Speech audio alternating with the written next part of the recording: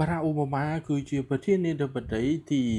44និងជាប្រធានាធិបតីស្បែកខ្មៅដំបូងបំផុតនៅក្នុងប្រវត្តិសាស្ត្ររបស់សហរដ្ឋអាមេរិកដែលបានជាប់ឆ្នោតចំនួន2អាណត្តិនៅក្នុងឆ្នាំ2008ដល់ឆ្នាំ2012ហើយក៏ជាម្ចាស់ជ័យលាភី Nobel សន្តិភាពពិភពលោកផងដែរតើលោកបារ៉ាក់អូបាម៉ាមានប្រវត្តិបែបណាខ្លះនឹងការតស៊ូរបស់លោកបែបណាខ្លះរហូតដល់ឈានបានកើតជាប្រធានាធិបតីរបស់សហរដ្ឋអាមេរិកទី44យើងមកមើលអំពីដំណើរជីវិតសង្ខេបរបស់លោកដូចតទៅកាលនៅថ្ងៃទី4ខែសីហាឆ្នាំ1961នៅទីក្រុងហូណូលូលូរដ្ឋហាវ៉ៃសហរដ្ឋអាមេរិកប្រធានាធិបតីរូបនេះធ្លាប់ជាមេធាវីការពារសិទ្ធិមនុស្សនិងជាសាស្ត្រាចារ្យផ្នែកច្បាប់មុនពេលចូលប្រឡូកក្នុងឆាកនយោបាយលោកបានជាប់ឆ្នោតជាសមាជិកព្រឹទ្ធសភាប្រចាំរដ្ឋអ៊ីលីណយ2ឆ្នាំ1997ដល់ឆ្នាំ2004ហើយក៏បានជាប់ឆ្នោតជាប្រធានាធិបតីសហរដ្ឋអាមេរិកក្នុងឆ្នាំ2008និងបានជាប់ឆ្នោតអាណត្តិទី2ក្នុងឆ្នាំ2012បន្ទាប់ពីលោកផ្ដួលគូប្រកួតប្រជែងរបស់លោកគឺលោក Mitt Romney ដែលជាបេក្ខភាពមកពីគណៈបក្សសាធារណរដ្ឋលោកបានក្លាយជាប្រធានាធិបតីសហរដ្ឋអាមេរិកស្បែកខ្មៅទី1ហើយក្នុងប្រវត្តិសាស្ត្រនិងជាមេបញ្ជាការកំពូលនៃកងទ័ពសហរដ្ឋអាមេរិកក្នុងរដ្ឋបាលរបស់លោកត្រូវគេចាប់អារម្មណ៍តាមរយៈការអនុវត្តនូវគោលនយោបាយសុខុមាលភាពដោះស្រាយវិបត្តិសេដ្ឋកិច្ចសកលការចម្រាញ់មេភារវជនអូសាម៉ាប៊ីនឡាឌិនដែលជាបញ្ហាបដិវត្តន៍នៅមជ្ឈមបូព៌ាជាដើមការផ្លាស់ប្ដូរនឹងមិនមកទេបើយើងរងចាំនរណាម្នាក់ឬពេលណាមួយនោះយើងគឺជាមនុស្សដែលយើងកំពុងរងចាំនោះឯងហើយយើងក៏ជាការផ្លាស់ប្ដូរដែលយើងបានស្វែងរកនោះដែរនេះជាទស្សនវិជ្ជាប្រចាំរបស់របស់លោកបារ៉ាក់អូបាម៉ានៅក្នុងជីវិតដំបូងនឹងការចាប់ផ្ដើមធ្វើនយោបាយលោកបារ៉ាក់អូបាម៉ាកាលនៅថ្ងៃទី4ខែសីហាឆ្នាំ1961នៅក្នុងទីក្រុងហូណូលូលូរដ្ឋហាវ៉ៃដោយលោកមានឈ្មោះពេញថាបារ៉ាក់ហ៊ូសេនអូបាម៉ាឪពុករបស់គាត់ជានិស្សិតជនជាតិកេនយ៉ាឈ្មោះបារ៉ាក់អូបាម៉ាស៊ីនីដែលទទួលបានអាហារូបករណ៍មករៀននៅសហរដ្ឋអាមេរិកហើយក៏បានជួបនឹងនាងអាន់ដុលយ៉ាល់តាំនៅសាកលវិទ្យាល័យហាវ៉ៃពួកគេទាំងពីរបានរៀបការនៅថ្ងៃទី2ខែកុម្ភៈឆ្នាំ1961ហើយក៏បានតែ6ខែក្រោយមកទាររដ្ឋអូបាម៉ាក៏បានកើតឡើងប៉ុន្តែក្រោយមកគេទាំងពីរក៏ចែកផ្លូវគ្នានៅពេលដែលកូនដែលជាអនាគតប្រធានាធិបតីមានអាយុត្រឹមតែ2ឆ្នាំប៉ុណ្ណោះឪពុករបស់បារ៉ាក់អូបាម៉ាធ្លាប់បានមកលេងបារ៉ាក់អូបាម៉ាម្ដងនៅពេលដែលគេមានអាយុ10ឆ្នាំក្រោយពីនោះក្នុងឆ្នាំ82គាត់ក៏បានគ្រោះថ្នាក់រថយន្តស្លាប់ចោលទាំងភរិយាចាស់ទាំងថ្មីព្រមទាំងកូនជាច្រើននាក់នៅចន្លោះឆ្នាំ6ដល់10ឆ្នាំលោកបាម៉ាបានផ្លាស់ទៅរៀននិងសិក្សានៅទីក្រុងហ្សាកាតានៃប្រទេសឥណ្ឌូនេស៊ីដោយសារតែម្ដាយគាត់ត្រូវទៅរស់នៅជាមួយនឹងប្តីថ្មីដែលជាជនជាតិឥណ្ឌូនេស៊ីដែលធ្លាប់មករៀននៅសហរដ្ឋអាមេរិកលុះដល់ឆ្នាំ1970បារ៉ាក់អូបាម៉ាក៏ត្រឡប់មករស់នៅជាមួយនឹងជីដូនជីតាខាងម្ដាយហើយក៏ចូលរៀននៅសាលាភូណាហ៊ូនៅរដ្ឋហាវ៉ៃវិញនៅក្នុងឆ្នាំ1979បាទឯម្ដាយរបស់គាត់វិញបានត្រឡប់មកស្រុកកំណើតនៅរដ្ឋហាវ៉ៃនៅក្នុងឆ្នាំ1972រហូតដល់ឆ្នាំ1977នាងក៏សម្រេចចិត្តត្រឡប់ទៅឥណ្ឌូនេស៊ីម្ដងទៀតដើម្បីធ្វើការជាអ្នកស្រាវជ្រាវផ្នែកមនុស្សវិទ្យាលុះដល់ឆ្នាំ1994នាងបានត្រឡប់មកផ្ទះនៅរដ្ឋហាវ៉ៃហើយក៏ទទួលមរណភាពនៅក្នុងឆ្នាំ1995ដោយសារតែជំងឺមហារីកតាមពិតទៅគ្មានទេទំនាក់ទំនងល្អរវាងឪពុក នឹងកូននៃជីវិតរបស់លោកបារ៉ាក់អូបាម៉ាហើយ លោកក៏បានសរសេរនៅក្នុងសៀវភៅរបស់ខ្លួនថាលោកមានឪពុកដូចអត់ឪពុកដែរ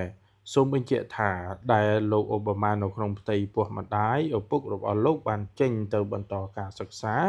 ថ្នាក់បណ្ឌិតនៅសាកលវិទ្យាល័យ Harvard នៅរដ្ឋ Massachusetts ជាសិស្សបកាយនៅក្នុងថ្នាក់ពេលត្រឡប់មករស់នៅវិញនឹងជីដូននៅរដ្ឋ Hawaii វិញឆ្នាំ1971ពេលនោះលោកបាអូបាម៉ាមានអាយុ10ឆ្នាំហើយគេបានចុះឈ្មោះសិក្សានៅសាលា Punahou គេជាសិស្សដែលពូកែលេងបាល់បោះនិងបានបញ្ចប់ថ្នាក់បឋមសិក្សាដោយទទួលបានលទ្ធផលដ៏ល្អបំផុតលោកអូបាម៉ាគឺជាសិស្សម្នាក់ក្នុងចំណោមសិស្សស្បែកខ្មៅតែ3នាក់គត់នៅក្នុងសាលាហើយលោកក៏ស្គាល់រសជាតិនៃការរើសអើងពូជសាសន៍ក្នុងនាមជាសិស្សអាមេរិកស្បែកខ្មៅលើសពីនេះលោកក៏អន់ចិត្តយ៉ាងខ្លាំងចំពោះការរស់នៅដោយគ្មានឪពុកធ្លាប់បានជួបមុខតែម្ដងប៉ុណ្ណោះក្រោយឪពុកម្ដាយបានចែកផ្លូវគ្នារហូតដល់ឪពុកខ្លួនបានស្លាប់នៅក្នុងគ្រោះថ្នាក់ចរាចរណ៍ឆ្នាំ1982ពេលដែលបារ៉ាក់អូបាម៉ាមានអាយុ21ឆ្នាំបើទោះបីជាបែបនេះក្តីលោកក៏នៅព្យាយាមជំនះរាល់ការរើសអើងទាំងឡាយក្នុងការលំបាកនៅក្នុងជីវិតដែលគ្មានឪពុកក្រោយចប់ថ្នាក់វិទ្យាល័យលោកបារ៉ាក់អូបាម៉ាបន្តការសិក្សានៅសាកលវិទ្យាល័យមួយនៅប្រទេសហូឡង់Gerlesរដ្ឋ California ហើយ2ឆ្នាំក្រោយមកបានប្តូរទៅសិក្សានៅសាកលវិទ្យាល័យ Columbia នៅទីក្រុង New York បានបញ្ចប់ថ្នាក់សញ្ញាបត្រវិទ្យាសាស្ត្រនយោបាយនៅក្នុងឆ្នាំ1983ក្រោយពីបានបំពេញការងារក្នុងវិស័យពាណិជ្ជកម្មបាន2ឆ្នាំលោកអូបាម៉ាបានប្តូរទៅរស់នៅនិងធ្វើការនៅទីក្រុង Gaza នៃរដ្ឋ Illinois វិញបាទហើយអាជីពជាអ្នកច្បាប់និងជីវិតគ្រួសារ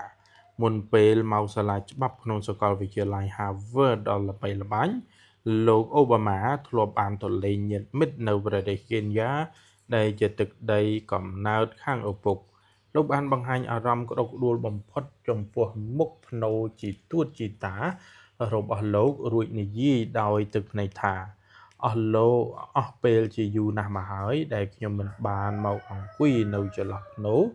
របស់អ្នកទាំងពីរលោករៀបរាប់ប្រាប់ជីទួតនិងជីតាបន្ថែមទៀតថា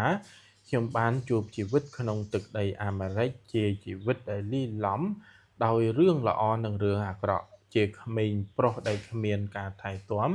និងខ្វះភាពកក់ក្ដៅខ្ញុំហាក់មានក្តីសង្ឃឹមពេលខ្ញុំមកដល់ទីក្រុងGago ដែលគ្រប់យ៉ាងជាដុំដីដែលត្រូវគេប្រមូលចេញពីមហាសមុទ្រក្នុងឆ្នាំ1988លោកបានត្រឡប់ពីប្រទេសកេនយ៉ាវិញដោយត្រឡប់ទៅកាន់សាលាច្បាប់ Harvard សាជាថ្មីមួយឆ្នាំក្រោយមកលោកបារ៉ាក់អូបាម៉ាជួបជាមួយនឹងលោកស្រី Michelle Robinson ដែលកាលនោះនាងជាអ្នករួមការងារនៅក្នុងក្រុមហ៊ុនច្បាប់ឈ្មោះ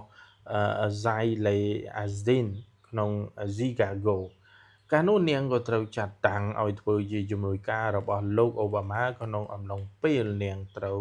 ចុះកម្មសិក្សាក្រុមហ៊ុនច្បាប់នោះមិនយូរប៉ុន្មានផងអ្នកទាំងពីរក៏ចាប់ផ្ដើមមានទំនាក់ទំនងស្នេហាជាមួយគ្នា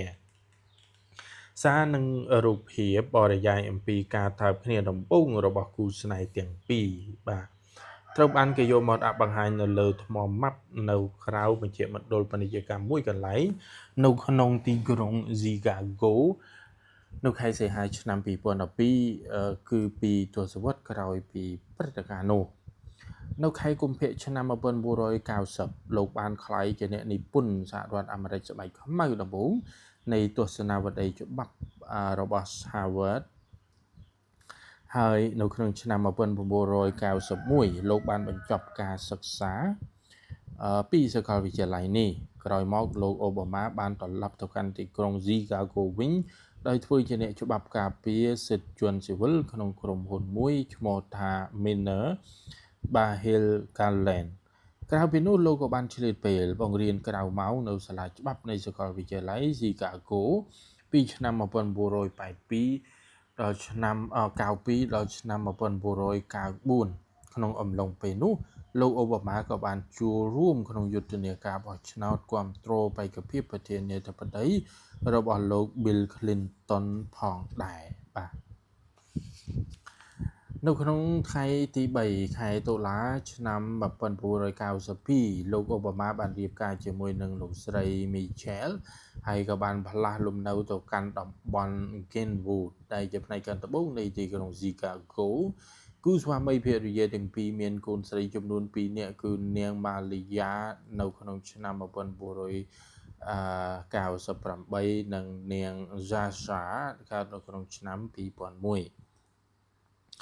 ការប្រឡូកចូលក្នុងឆាកនយោបាយក្នុងឆ្នាំ95លោកអូបាម៉ាបាននិពន្ធនិងបោះពុម្ពផ្សាយនៅសៀវភៅជីវប្រវត្តិមួយក្បាលដែលមានចំណងជើងថាសុបិនឪពុករបស់ខ្ញុំរឿងរ៉ាវនៃពូជសាសន៍និងមរតកឬភាសាអង់គ្លេសស្នាដៃនេះបានទទួលការកោតសរសើរកាន់តែខ្លាំងឡើងពីអ្នកអក្សរសាស្ត្រដូចជាលោកស្រី Toni Morrison ជាដើមរហូតមកដល់ពេលនេះសៀវភៅឈ្មោះមួយនេះបានបោះពុម្ពចំនួន25ភាសាឯណោះដែលមានភាសាចិនស្វីសសេបូជាដើមក្រៅពីនេះគាត់ក៏មានស្នាដៃនិពន្ធមួយចំនួនទៀតដែលជាពិសេសសម្លេងអានសៀវភៅមួយដែលមានចំណងជើងថាក្តីសុបិនទទួលបានពានរង្វាន់ Grammy ក្នុងឆ្នាំ2006ទៀតផងដោយសារកិច្ចការទាំងនេះហើយបានជួយលោកអូបាម៉ាឲ្យសម្រេចឈរឈ្មោះជាតំណាងប្រសិទ្ធិប្រចាំរដ្ឋ Illinois លោកក៏បានឈរតំណាងគណៈបកប្រជាធិបតេយ្យនិងបានជាប់ឆ្នោតជាសមាជិកប្រសិទ្ធិប្រចាំស្រុកមួយនៅក្នុងឆ្នាំ1996ក្នុងអំឡុងពេលកាន់តំណែងជាសមាជិកប្រសិទ្ធិលោកធ្វើការជាមួយនឹងសមាជិកសភាផ្សេងទៀតទាំងបកប្រជាធិបតេយ្យទាំងបកសាធារណរដ្ឋដើម្បីរៀបចំសេចក្តីព្រាងច្បាប់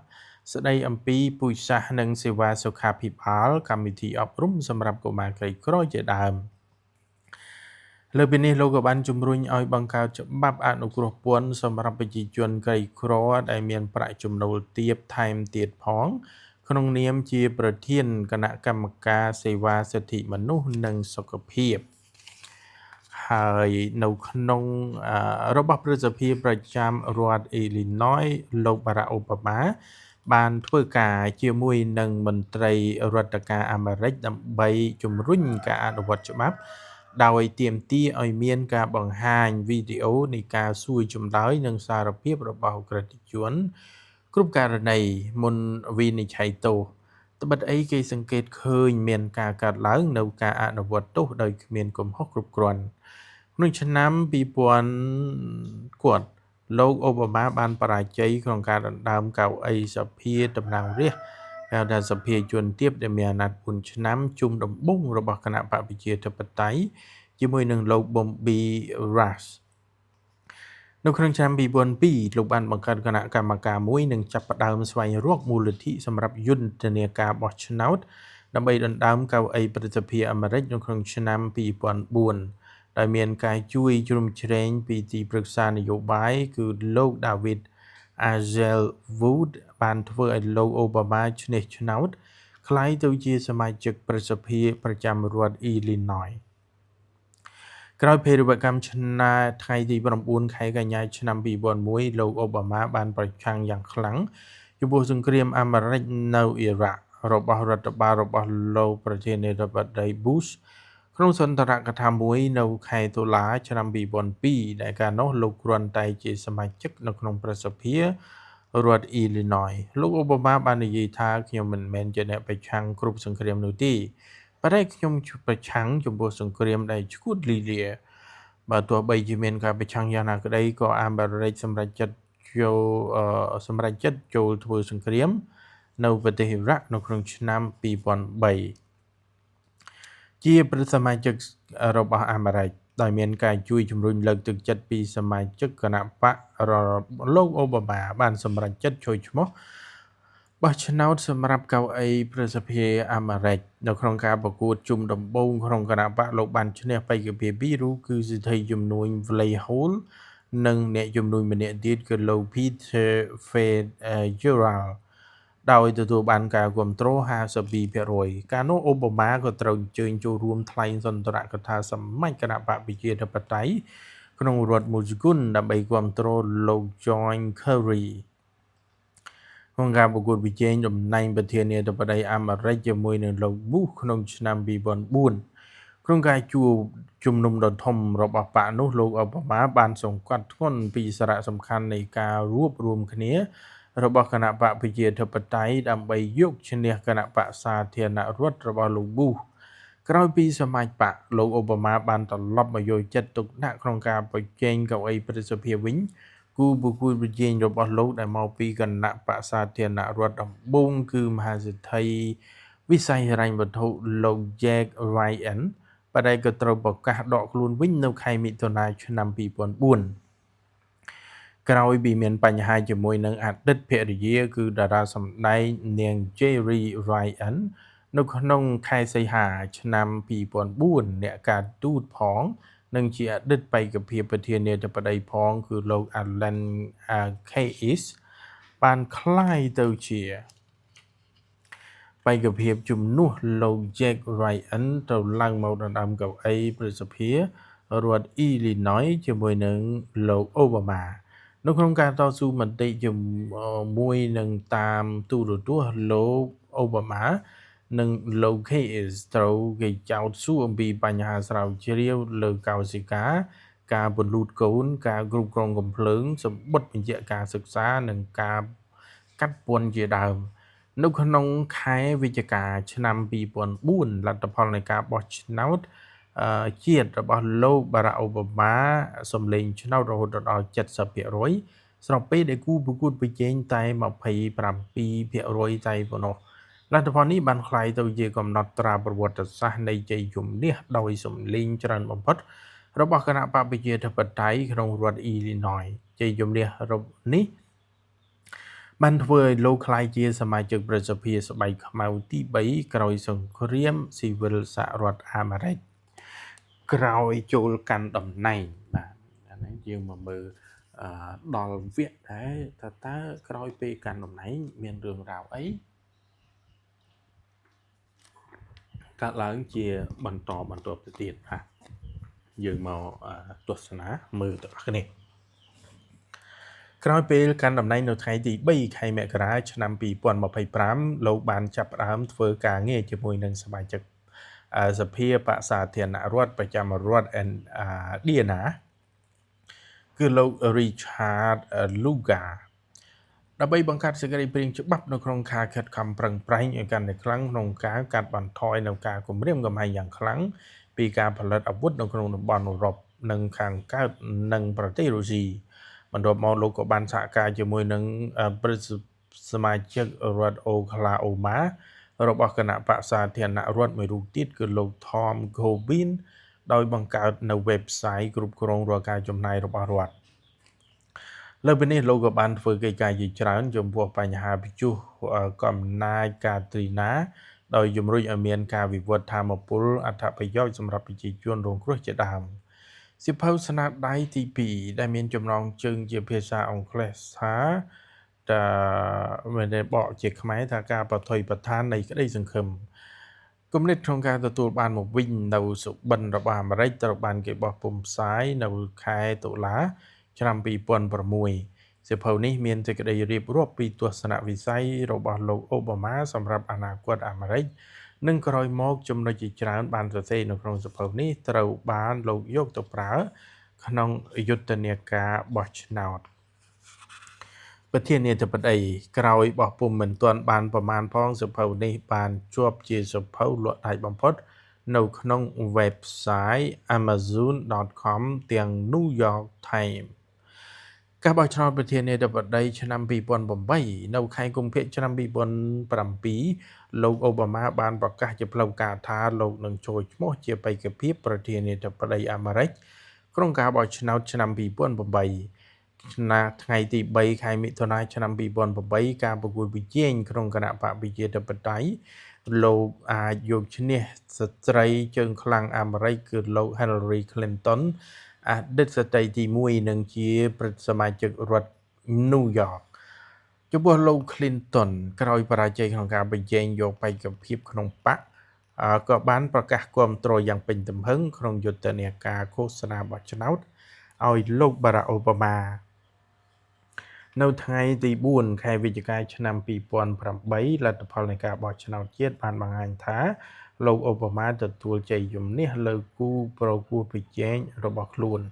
ដែលមកពីគណបក្សសាធារណរដ្ឋគឺលោកជាសមាជិកជើងចាស់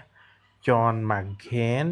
ដោយសម្លេង 52.90% ទល់ទៅនឹង 45.70%លោក Barack Obama ក្លាយជាប្រធានាធិបតីសហរដ្ឋអាមេរិកទី44និងជាប្រធានាធិបតីសហរដ្ឋអាមេរិកដើមកំណើតអាហ្វ្រិកដំបូងគេក្នុងប្រវត្តិសាស្ត្ររបស់សហរដ្ឋអាមេរិកឯដៃគូប្រជែងគឺសមាជិករដ្ឋDelaware លោក Joe Biden បានក្លាយទៅជាអនុប្រធានាធិបតីសហរដ្ឋអាមេរិកក្នុងវ័យ40អាចថា84បងប្អូនមិនមែន48បាទនៅក្នុងឯកសារនេះណាលោកអូបាម៉ាបានសម្បត្តិចូលកាន់តំណែងជាផ្លូវការក្នុងឆ្នាំ2009ពេលចូលកាន់សេតវិមានកិច្ចការសំខាន់ដំបូងដែលលោកត្រូវធ្វើគឺស្ដារឡើងវិញនៅវិបត្តិសេដ្ឋកិច្ចសកលការជាប់ដៃរបស់អាមេរិកក្នុងសង្គ្រាមក្រៅប្រទេសចំនួន2គឺនៅអ៊ីរ៉ាក់និងអាហ្គានីស្ថាននិងការស្ដារឡើងវិញនៅកិត្តិយសរបស់អាមេរិកនៅក្នុងពិភពលោកក៏បានដាក់ចេញនៅការកំណែទម្រង់ប្រព័ន្ធហិរញ្ញវត្ថុការប្រើធម្មពលកើតឡើងវិញការធ្វើឲ្យប្រសើរឡើងនៅផ្នែកអប់រំនិងសុខភាពជាដើមដែលកត្តាទាំងនេះអាចកាត់បន្ថយនៅបំណុលជាតិបានលោកក៏ជឿជាក់តែថាកិច្ចការទាំងនេះក៏ជួយឲ្យសេដ្ឋកិច្ចបានល្អប្រសើរផងដែរក្នុងពេលធ្វើសច្ចាប្រណិធានចូលកាន់តំណែងលោកអូបាម៉ាបានសង្ខេបស្ថានភាពដោយនិយាយថាថ្ងៃនេះខ្ញុំសូមនិយាយប្រាប់អ្នកថាអ្វីដែលយើងកំពុងជួបប្រទះគឺជាការពិតបញ្ហាទាំងនោះសុទ្ធតែលំបាកនិងមានចំនួនច្រើនដោយមិនមែនងាយនៅក្នុងការដោះស្រាយក្នុងរយៈពេលខ្លីឡើយប៉ុន្តែប្រជាជនអាមេរិកទាំងអស់ត្រូវដឹងថាបញ្ហានេះត្រូវដោះស្រាយ100ថ្ងៃដំបូងនៃការកាន់តំណែងជាប្រធានាធិបតីចាប់តាំងពីឡើងកាន់តំណែងរហូតដល់ថ្ងៃទី29ខែមេសាឆ្នាំ2009លោកអូបាម៉ាបានធ្វើការលើការងារផ្សេងៗជាច្រើនលោកបានបញ្ចុះបញ្ចូលសភាឲ្យបង្កើតមានការធានារ៉ាប់រងលើសុខភាពដល់កុមារនិងផ្ដល់ឲ្យមាននៅការការពារផ្លូវច្បាប់ចំពោះស្ត្រីដែលចង់បានប្រាក់ខែស្មើភាពទៅនឹងបុរសបាទលើពីនេះគម្រោងច្បាប់ថវិកាចំនួន$787,000,000,000សហរដ្ឋអាមេរិកត្រូវគេអនុម័តដើម្បីជំរុញការអភិវឌ្ឍសេដ្ឋកិច្ចរយៈពេលខ្លីទីផ្សារអចលនទ្រព្យនិងឥណទានត្រូវស្រោចស្រង់ឡើងវិញដោយគម្រោងផ្អែកទៅលើទីផ្សារដើម្បីទិញអចលនទ្រព្យដែលដុនដាបរបស់ធនាគារអាមេរិកមកវិញរដ្ឋបានផ្ដល់ប្រាក់កម្ចីផ្នែកឧស្សាហកម្មគ្រឿងចក្រនិងច្បាប់ថ្មីមួយចំនួនត្រូវបានគេដាក់នៅលើ Wall Street លោកអូបាម៉ាក៏បានកាត់បន្ថយពន្ធដល់អ្នកដែលធ្វើជំនួញតិចតួចនិងអ្នកដែលទិញផ្ទះសម្បែងលើកដំបូងលោកក៏បានបន្ថយច្បាប់លើការស្រាវជ្រាវកោសិកាមេរបស់អ៊ំព្រីយ៉ុងនិងគម្រោងចំណាយប្រាក់អស់$3.5 សែនកោដសហរដ្ឋអាមេរិកនៅក្នុងរយៈពេល100ថ្ងៃដំបូងលោកបារ៉ាក់អូបាម៉ាបានផ្លាស់ប្ដូរនយោបាយការបរទេសរបស់អាមេរិកលោកបានព្យាយាមបង្កើតទំនាក់ទំនងឲ្យកាន់តែប្រសើរជាមួយនឹងអឺរ៉ុបចិនរុស្ស៊ីព្រមទាំងបើកចំហការទូតឡើងវិញជាមួយនឹងអ៊ីរ៉ង់វេណេស៊ុយអេឡានិងគូបាលើពីនេះលោកក៏បានព្យាយាមបញ្ចុះបញ្ចូលប្រទេសសម្ព័ន្ធមិត្តជាច្រើនដើម្បីជួយស្ដារសេដ្ឋកិច្ចពិភពលោកផងដែរចំពោះបញ្ហាសង្គ្រាមដែលកំពុងជាប់ដៃវិញអាមេរិកសម្រេចបញ្ជូនកងទ័ពបន្ថែមចំនួន21,000ទៅកាន់អាហ្វហ្គានីស្ថាននិងកំណត់កាលបរិច្ឆេទដកទ័ពចេញពីប្រទេសអ៊ីរ៉ាក់នៅខែសីហាឆ្នាំ2010លើពីនេះលោកក៏បានបញ្ជាឲ្យមានការវាយប្រហារទប់ទល់នៅនឹងក្រុមចៅសមុទ្រនៅ សូម៉ាលីនឹងរៀបចំប្រទេសអាមេរិកខ្លួនឯងដើម្បីត្រៀមទប់ទល់ទៅនឹងការវាយប្រហារនៃជំងឺផ្ដាសាយក្នុងនាមជាប្រធានាធិបតីសហរដ្ឋអាមេរិកលោកប្រធានាធិបតីក៏បានចុះហត្ថលេខាទៅលើការបញ្ឈប់ការធ្វើទរណកម្មព្រមទាំងបញ្ជាឲ្យបិទមន្ទីរឃុំឃាំងយោធានៅកោះកាន់ណាតាណាមូនៅក្នុងប្រទេសគួយបារយៈពេល1ឆ្នាំដោយការសម្រេចនេះត្រូវអ្នកជំនាញគិតថាហាក់ដូចជាលឿនពេកដើម្បីឆ្លើយតបទៅនឹងកិច្ចខិតខំនេះគណៈកម្មការ Nobel សន្តិភាពដែលមានមូលដ្ឋាននៅទីក្រុងអូស្គូនៃប្រទេស Norway បានសម្រេចផ្ដល់ពានរង្វាន់ Nobel ជូនដល់លោក Barack Obama ក្នុងឆ្នាំ2004ផងដែរបាទការថ្លែងសន្ទរកថានៅក្នុងសភាជាតិឆ្នាំ2010ថ្ងៃទី27ខែមេសាឆ្នាំ2010លោកអូបាម៉ាបានថ្លែងសន្ទរកថាទៅសភាជាតិជាលើកដំបូងក្នុងពេលនោះលោកក៏បានសង្កត់ធ្ងន់លើភាពលំបាកនៃសេដ្ឋកិច្ចហើយក៏បានដាក់នៅកម្រិតតម្លៃសម្រាប់ធនាគារធំៗនិងប្រកាសថានឹងអាចបញ្ចប់ការចំណាយរបស់រដ្ឋាភិបាលក្នុងរយៈពេល1ឆ្នាំលោកក៏បានរិះគន់គណៈបក្សសាធារណរដ្ឋចំពោះការប្រឆាំងរបស់ពួកគេដែលមិនគ្រប់គ្រងរាល់ការស្នើសេចក្តីព្រាងច្បាប់ដែលបានដាក់ជូននិងបានថ្លែងទៅកាន់គណៈបព្វជិធិបតេយ្យខ្លួនឯងថា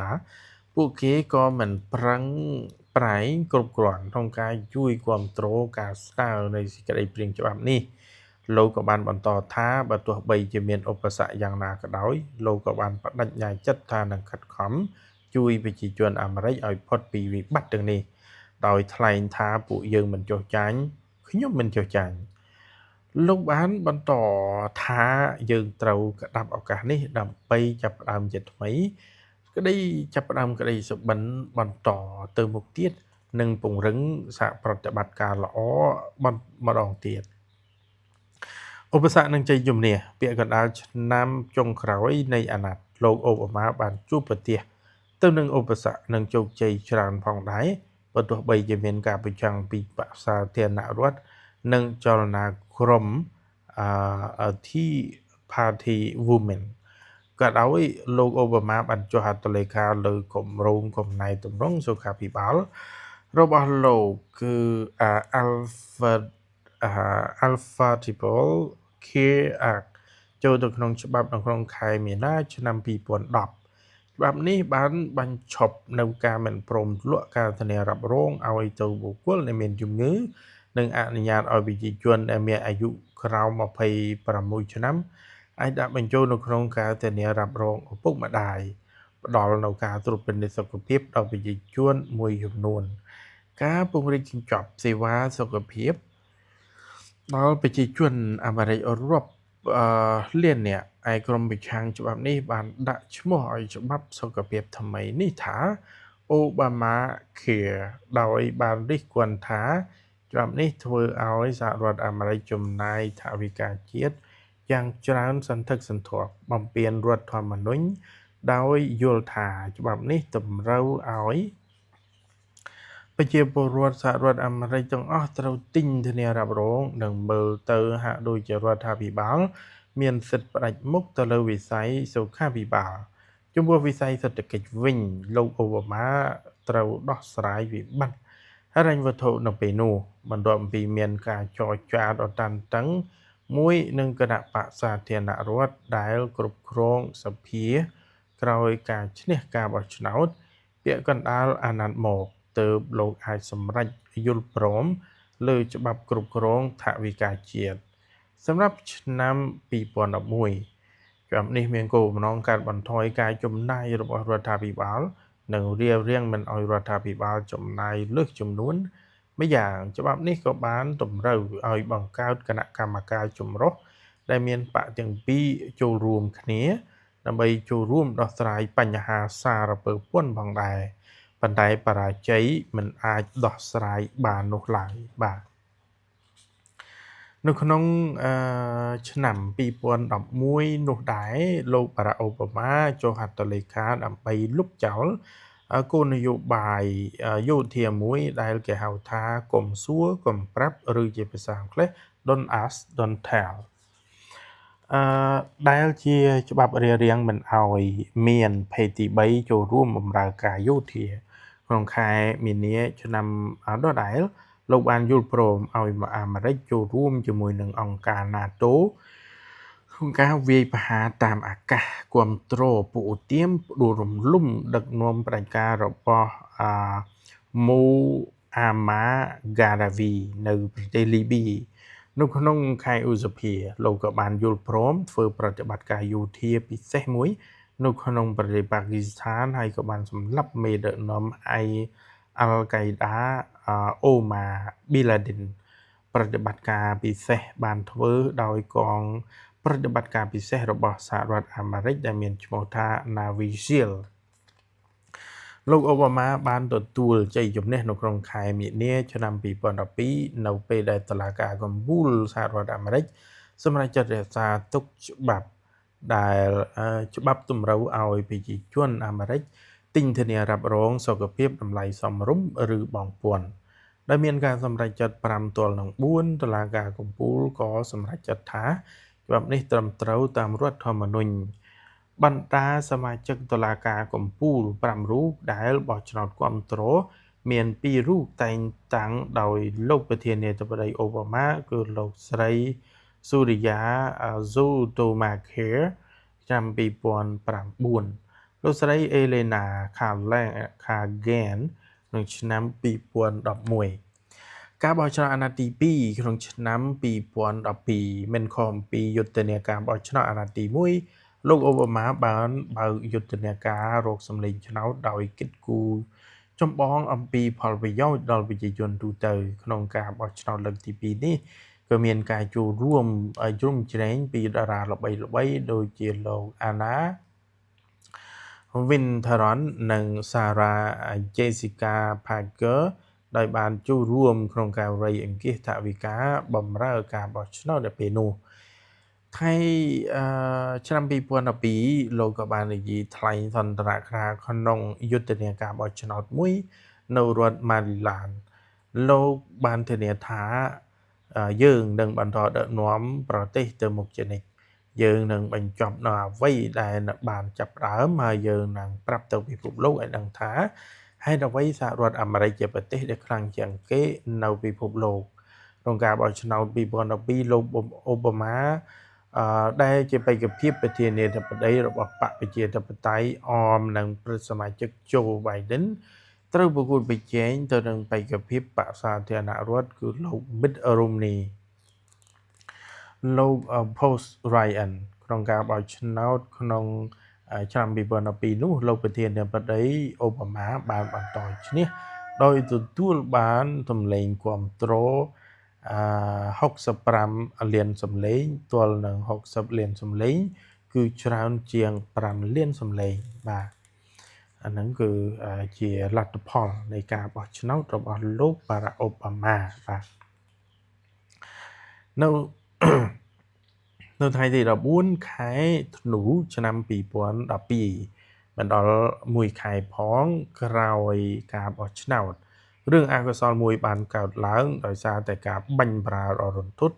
ដែលសម្លាប់ក្មេងសិស្សសាលាតូចជិត30នាក់នៅសាលាបឋមសិក្សាSandy Hook ក្នុងទីក្រុងញូវយ៉ករយៈពេល2ថ្ងៃបន្ទាប់ពីហេតុការណ៍នេះលោកអូបាម៉ាបានថ្លែងនៅក្នុងវិធីមរណទុក្ខមួយនៅ Newtown លោកបានលើកឡើងថាត្រូវមានវិធានការដើម្បីធ្វើឲ្យសាលាមានសុវត្ថិភាពជាងមុនស្របពេលដែលលោកនឹងពង្រឹងច្បាប់វិធានការតឹងរ៉ឹងបំផុត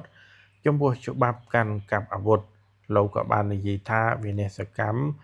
យ៉ាងសោកសង្រេងនេះត្រូវតែបញ្ឈប់ហើយនៅប្រមាណអាទិត្យទៀតខ្ញុំនឹងបន្តខិតខំប្រឹងប្រែង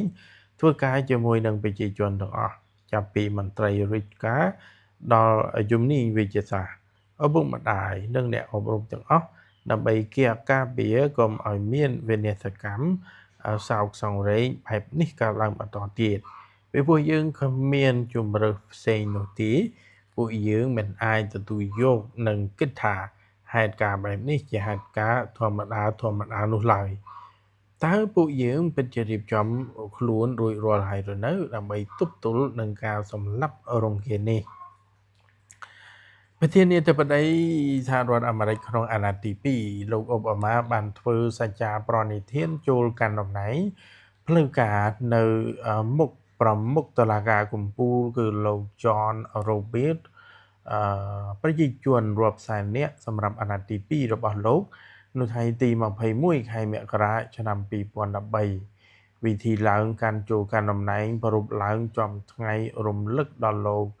Martin Luther King ដោយមានសកម្មជនសិទ្ធិមនុស្សគឺលោកស្រី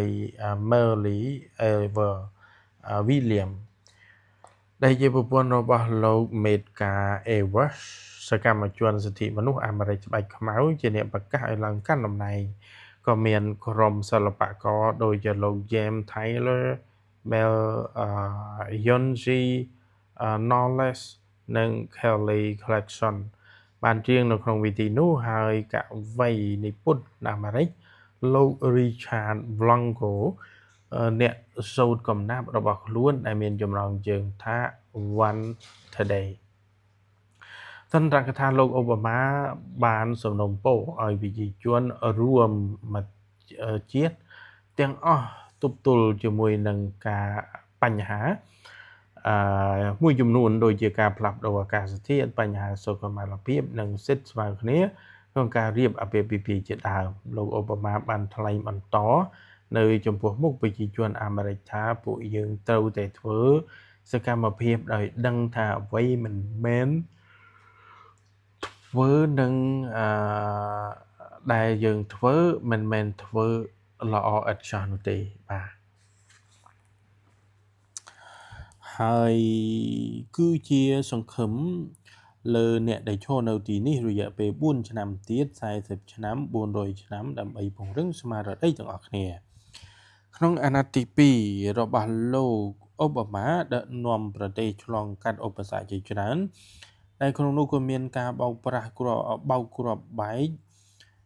នៅក្នុងការរត់ម៉ារ៉ាតុងនៅឯក្រុងមូស្គូនៅថ្ងៃទី15មេសាឆ្នាំ2013ដែលបានឆក់យកអាយុជីវិតមនុស្សចំនួន3នាក់ដែលរងរបួសចំនួន200នាក់ក្នុងវិធីបុណ្យសពមូស្គូ3ថ្ងៃបន្ទាប់ពីឧបទ្ទវហេតុនោះលោកក៏បានប្រាប់ជនរងគ្រោះថាប្រទេសរបស់អ្នកនឹងនៅជាមួយអ្នកពួកយើងនឹងគាំទ្រអ្នករងចាំរៀនដើរឡើងវិញហើយនឹងរត់ម្ដងទៀតហើយខ្ញុំជឿជាក់ថាអ្នកនឹងអាចធ្វើបានលោកក៏បានបន្តសរសើរក្រុងមូស្គូថាមូស្គូបានប្រាប់អ្នកទាំងអស់គ្នាថានៅពេលដែលជួបនឹងស្ថានភាពមិនល្អសហរដ្ឋអាមេរិកនឹងលើកដំកើងអ្វីដែលជាអំពើល្អហើយដែលបានពេលដែលបានជួបស្ថានភាពកាចសាហាវយើងក៏ជ្រើសរើសយកមកមេត្តាធម៌ក្នុងខែដដែលលោកបារ៉ាក់អូបាម៉ាបានដាក់សេចក្តីស្នើទៅសភាដើម្បីកែសម្រួលច្បាប់ប្រើកាំភ្លើងលោកក៏បានស្នើការត្រួតពិនិត្យប្រវត្តិរូបទាំងអស់រាល់អ្នកដែលបានទិញកាំភ្លើងនិងបានហាមឃាត់មិនឲ្យមានការលក់កាំភ្លើងនិងទិញកាំភ្លើងនិងបានហាមឃាត់មិនឲ្យមានការលក់កាំភ្លើងវែងបង់កាំភ្លើងនិងផ្ទុកគ្រាប់បានច្រើនប៉ុន្តែច្បាប់នោះត្រូវគេជំទាស់ហើយលោកប្រធានាធិបតីបានថ្លែងថាវាជាថ្ងៃដ៏អាម៉ាស់របស់ទីក្រុងវ៉ាស៊ីនតោននៅថ្ងៃទីនៅខែមិថុនាប្រជាប្រិយភាពរបស់លោកអូបាម៉ាធ្លាក់យ៉ាងខ្លាំងបើយោងការស្ទាបសួរមួយរបស់ CNN បញ្ហាសំខាន់2ការចោទប្រកាន់លើសេវាប្រាក់ចំណូលផ្ទៃក្នុងចំពោះនិន្នាការនយោបាយអភិរក្សនៅក្នុងការព្យាយាមលើកលែងពន្ធនិងការព្យាយាមលាក់បាំងព័ត៌មានវាយប្រហារលើស្ថានទូតអាមេរិកនៅទីក្រុង Benghazi នៃប្រទេសលីប៊ីដែលបានសម្លាប់មន្ត្រីការទូតអាមេរិកចំនួន4នាក់ក្នុងនោះក៏មានលោកឯកអគ្គរដ្ឋទូត Christopher Stevens ផងដែរប្រជាប្រិយភាពរបស់លោកធ្លាក់ចុះមកត្រឹមតែ45% ដែលជាតួលេខធ្លាក់ចុះបំផុត ក្នុងរយៈពេល18ខែនេះជំនាញបានបន្ថែមថាការធ្លាក់ចុះប្រជាប្រិយភាពនេះក៏បណ្ដាលមកពីការបង្កើតប្រព័ន្ធឃ្លាំមើលរបស់ភ្នាក់ងារសន្តិសុខរបស់អាមេរិកគឺ NSA ផងដែរលោកប្រធានាធិបតីអាមេរិកក៏បាននិយាយការពារភ្នាក់ងារនេះចំពោះការត្រួតពិនិត្យអ៊ីមែលនិងការលួចស្ដាប់ការសន្ទនានៅក្នុងទូរស័ព្ទជាពិសេសអំឡុងពេលដំណើរទស្សនកិច្ចនៅប្រទេសអាល្លឺម៉ង់លោកក៏បានលើកឡើងថាពួកយើងមិនបានលួចមើលអ៊ីមែលរបស់ប្រជាជនអាមេរិកអាល្លឺម៉ង់បារាំងឬប្រទេសណាមួយឡើយហើយការរំលោភបំពានលើសិទ្ធិផ្ទាល់ខ្លួនរបស់គេគឺត្រូវហាមឃាត់យ៉ាងតឹងរ៉ឹងនៅដើមខែកក្កដាឆ្នាំ2013លោកអូបាម៉ាបានបង្កើតទំព័រប្រវត្តិសាស្ត្រមួយដោយលោកបានធ្វើពិធីរំលឹកខួប15នៃការវាយប្រហាររបស់ទីក្រុងភេរវកម្មអាល់កៃដាឆ្នាំ98លើជនជាតិអាមេរិកនៅស្ថានទូតអាមេរិកនៅប្រទេសតង់សានីនិងប្រទេសកេនយ៉ាហើយជាមួយគ្នាលោកអតីតប្រធានាធិបតី George W. Bush វិធីនេះគឺជាវិធីលើកដំបូងដែលប្រធានាធិបតីអាមេរិកពីររូបទៅចូលរួមក្នុងវិធីបុណ្យរំលឹកខួបអំពើភេរវកម្មនៅក្នុងការទឹកដីបរទេសបញ្ហានិងការលំបាកនៅក្នុងឆាកអន្តរជាតិនៅក្នុងសម័យដែលលោកបារ៉ាក់អូបាម៉ាបានក្លាយទៅជានាយករដ្ឋមន្ត្រីបាទតើមានការលំបាកបែបណាខ្លះយើងមកមើលទាំងអស់គ្នាបាទលោកប្រធានាធិបតីបារ៉ាក់អូបាម៉ាចូលខ្លួនទៅជាប់ពាក់ព័ន្ធទៅនឹងវិបត្តិអន្តរជាតិមួយនៅក្នុងចុងខែសីហានិងខែកញ្ញានៅពេលដែលគេរកឃើញថាកងកម្លាំងរបស់មេដឹកនាំប្រទេសស៊ីរីគឺលោកអាហ្សាអល់អាហ្សាតបានប្រើអាវុធគីមីទៅលើប្រជាជនខ្លួនឯងមានមនុស្សច្រើនពាន់នាក់នៅក្នុងនោះមានកុមារជាង400នាក់ត្រូវបានបាត់បង់ជីវិតដោយសារតែការប្រើប្រាស់អាវុធប្រឡាយនោះលោកអូបាម៉ាបានចាត់ទុកអំពើរបស់កម្លាំងរដ្ឋាភិបាលស៊ីរីថាវាគឺជាការគំរាមកំហែងដល់សន្តិសុខអាមេរិកសន្តិសុខតំបន់និងលោកអាហ្សាតស៊ីរីត្រូវតែទទួលខុសត្រូវចំពោះរឿងនេះលោកបានខិតខំបញ្ចុះបញ្ចូលសភាអាមេរិកនិងសហគមន៍អន្តរជាតិដើម្បីជួយទប់ស្កាត់អំពីរដ្ឋាភិបាលប្រទេសស៊ីរីបាទតែគាត់មានអំពើយងក្នុងណាបាទជាលទ្ធផលសភាទូលបានខលទោសបណ្ដៃជំទាស់ទៅនឹងការជ្រើសរើសកម្លាំងយោធាដើម្បីធ្វើអន្តរាគមន៍បន្ទាប់មកនៅថ្ងៃទី10ខែកញ្ញាឆ្នាំ2013លោកអូបាម៉ាបានប្រកាសអំពីជំរើសនៃដំណោះស្រាយដោយប្រកាសថាបើលោកអាហ្សាតយល់ព្រមទទួលលក្ខខណ្ឌរបស់ប្រទេសរុស្ស៊ីដោយយល់ព្រមបោះបង់ចោលអាវុធគីមីនោះប្រទេសស៊ីរីអាចគេចផុតអំពីការវាយប្រហារដោយកងកម្លាំងយោធាផងដែរចុងក្រោយលោកអាល់អាហ្សាតបានទទួលស្គាល់ថាពិតជាមានអាវុធគីមីនៅក្នុងដៃនិងយល់ព្រមតាមសំណើរបស់ប្រទេសរុស្ស៊ីនៅក្នុងខែនោះដែរលោកអូបាម៉ាក៏ផ្ដើមកិច្ចចរចាបើកកម្មវិធីនុយក្លេអ៊ែរនៅប្រទេសអ៊ីរ៉ង់លោកក៏បានធ្វើកិច្ចសន្យាដោយផ្ទាល់ជាមួយនឹងប្រធានាធិបតីហាសាន់រ៉ូហានីតាមរយៈទូរស័ព្ទហើយវាជាទំនាក់ទំនងគ្នាដោយផ្ទាល់លើកដំបូងក្នុងរយៈពេល30ឆ្នាំរវាងប្រមុខដឹកនាំនៃប្រទេសទាំងពីរសកម្មភាពនេះត្រូវគេយល់ថាជាសញ្ញាល្អនៃការចងសម្ព័ន្ធភាពឡើងវិញរវាងប្រទេសទាំងពីរលោកអូបាម៉ាបាននិយាយថាពួកយើងទាំងពីរគឺពិភាក្សាអំពីការខិតខំប្រឹងប្រែងដើម្បីឈានទៅដល់កិច្ចព្រមព្រៀងគ្នាមួយអំពីកម្មវិធីនុយក្លេអ៊ែររបស់ប្រទេសអ៊ីរ៉ង់លោកក៏បានប្រាប់អាសារព័ត៌មានថាលោកមានសុទិដ្ឋិនិយមចំពោះកិច្ចព្រមព្រៀងដែលអាចឈានទៅដល់ការដកទណ្ឌកម្មសេដ្ឋកិច្ចពីអ៊ីរ៉ង់រួមទាំងការសម្រេចបញ្ចប់កម្មវិធីនុយក្លេអ៊ែរ របស់ប្រទេសអ៊ីរ៉ង់ផងដែរគោលនយោបាយនៅក្នុងស្រុកនិងបញ្ហាដែលជាប់ទាក់ទងលោកអូបាម៉ាប្រឈមទៅនឹងបញ្ហាមួយចំនួននៅក្នុងប្រទេសកាលពីខែតុលានៅក្នុងឆ្នាំ